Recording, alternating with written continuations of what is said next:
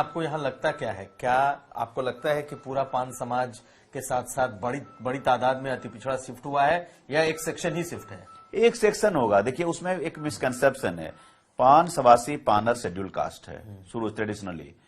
तो इन्होंने क्या किया, तांती तत्मा जो ईबीसी में थे उनको 2015 में नीतीश कुमार गवर्नमेंट ने उसको अपनी सोशल इंजीनियरिंग करते हुए उसको शेड्यूल कास्ट में कन्वर्ट कर दिया ईबीसी।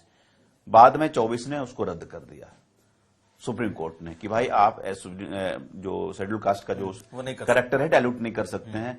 तो किस आधार पर 1.7% टोटल पॉपुलेशन है।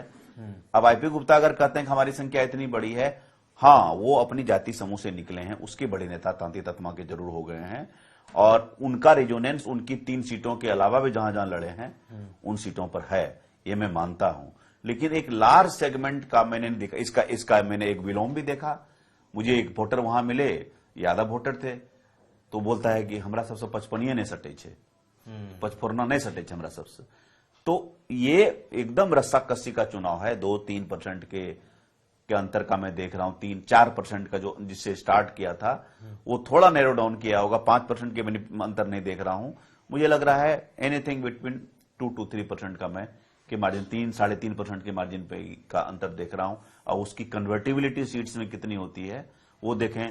रीजन यहाँ पे ये मेरा एक सवाल ये है कि जैसे आपने कहा कि आप 3%, 3.5% तक का आप मार्जिन देख रहे हैं।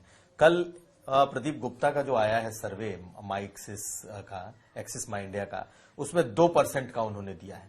3%, 2%, 3.5%। मुझे आपको लगता नहीं कि मार्जिन ऑफ एरर जो है 2% तक का हो जाता है? तो अगर इतना क्लोज अगर हम देखते हैं तब तो चुनाव पलट भी सकता है। नहीं, अब देखिए लास्ट बार में तो 0.3% था, तो भी तो सीट में इनको डिफरेंस हो गया ना। 110 लाए, ये 125 लाए, 15 सीट का डिफरेंस था। वहां ये पूरा सिपोलॉजी का सब्जेक्ट है कि वो किस तरह से कन्वर्ट करता है।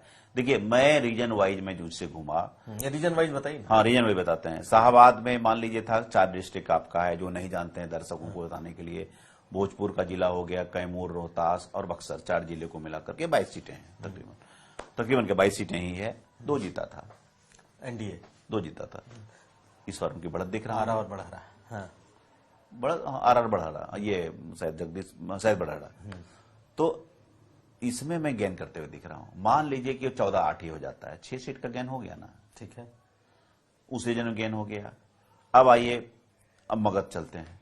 मगध में घमासान है गजब का।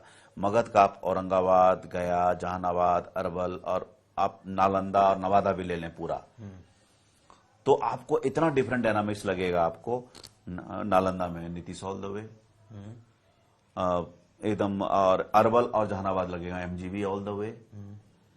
और क्षेत्र गया क्षेत्र में थोड़ा सा एनडीए को बढ़त, और औरंगाबाद में 50-50 या थोड़ा सा मार्जिनल।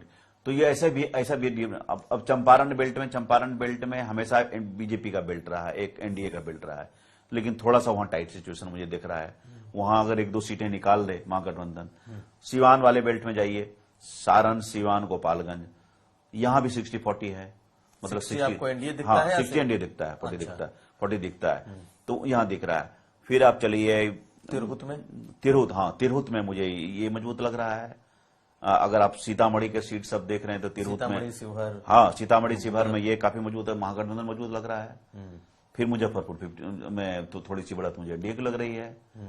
तो ऐसा सा मधुबनी डिफरेंटली बिहेव कर रहा है, दरभंगा डिफरेंटली बिहेव कर रहा है। मधुबनी क्या लग रहा है? मधुबनी में मुझे लगा बहुत कांटे की टक्कर है, और इस रीजन में दरभंगा में मुझे लगा कि एनडीए को बढ़त है। यहाँ वहां मधुबनी में इवन लगा, मुझे बराबर नहीं लगा, इवन लगा कि थोड़ा सा महागठबंधन, हाँ महागठबंधन इजने हल्का गठबंधन लगा एनडीए को, लेकिन वहां ज्यादा टाइट है, यहाँ ज्यादा कंफर्टेबल लग रहे हैं दरभंगा वाले बेल्ट में। अब आइए चलते हैं सीमांचल ने 12 निकाली थी 24 में से एनडीए ने, ओवैसी फैक्टर था। तो मुझे नहीं लगता है कि बहुत ज्यादा इनको घाटा होने वाला है इस बार के। अगर मान लीजिए हम सीमांचल रिटेन ही कर रहे हैं और जगह जगह प्रेटी इवन ही हैं हम, या थोड़ा सा मार्जिनली अहेड हैं, जहां लॉस हो रहा था वहां गेन ही कर रहे हैं थोड़ा सा, तो किस रीजन में पूरी तरह से हार रहे हैं? एक हैंड्स डाउन, मुझे अगर कहिए एक तरह से नालंदा ले लीजिए, वहां हैंड्स डाउन एनडीए, और इधर आप अरवल और जहानाबाद लीजिए हैंड्स डाउन महागठबंधन।